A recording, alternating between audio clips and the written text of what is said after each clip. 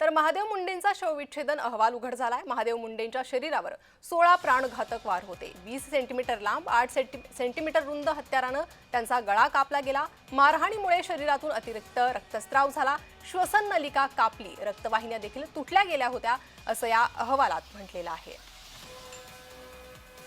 तर मुंडेंच्या शवविच्छेदनाचा अहवाल समोर आलेला आहे।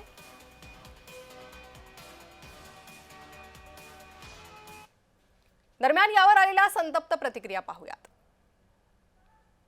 महादेव मुंडे यांची हत्या झाल्यानंतर त्यांच्या मानेचं मांसाचा तुकडा मिसिंग होता। म्हणजे हे काय जे तिथं त्यांच्यावर जखमा आहेत त्याचं 0.5 mm मध्ये व 0.7 mm मध्ये ते मांसाचे तुकडे गायब आहेत तिथून मध्ये। म्हणजे अर्धा ते पाऊण इंच जखमा अशा आडव्या नरड्यावर वार झालेले, त्याच्यामध्ये अर्धा ते पाऊण इंच मध्ये खोल जखमा आहेत, तिथं मांस गायब आहे। असे 3 ते 4 वार धारेदार शस्त्राने महादेव मुंडे यांच्या हत्याराने त्यांची हत्या केली। ह्या हत्येमागं वाल्मिक कराड व त्याची मुलं व त्यांची टोळी आहे।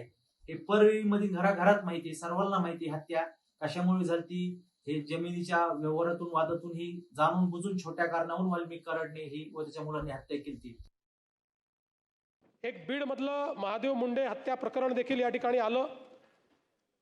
याच्यामध्ये खरं म्हणजे आपण जर बघितलं तर मोठ्या प्रमाणात तपास चाललेला आहे। आत्तापर्यंत तंत्रज्ञानाचा वापर करून मिळालेल्या माहितीचं विश्लेषण करून 196 इसमांकडे विचारपूस केली आहे। याच्यामध्ये कुठेही कोणालाही पाठीशी घातलं जाणार नाही। तर या संदर्भात जी काही कारवाई करण्याची गरज आहे ती कारवाई केली जाते आणि पुढे देखील ती केली जाईल। वाल्मिक कराडला तत्काळ पीसीआर मध्ये घेतलं पाहिजे एसपी सरांनी।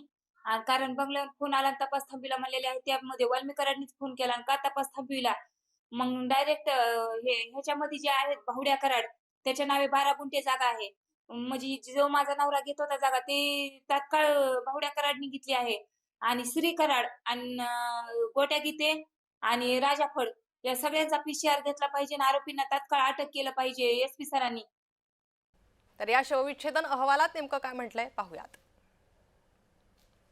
तर मारहाणीमुळे अतिरिक्त रक्तस्राव झाला असं शवविच्छेदन अहवाल म्हणतोय।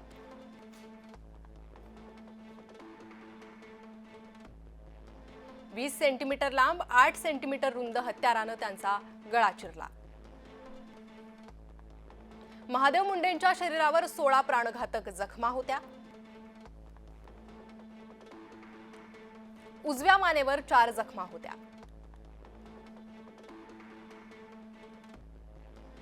तर श्वसन नलिका कापल्यानं रक्तवाहिन्या देखील तुटल्या असं या अहवालात म्हणण्यात आलेलं आहे। तर शवविच्छेदन अहवालात या काही महत्त्वपूर्ण बाबी समोर आलेल्या आहेत। अतिरिक्त रक्तस्राव झाला असं देखील शवविच्छेदन अहवाल म्हणतोय।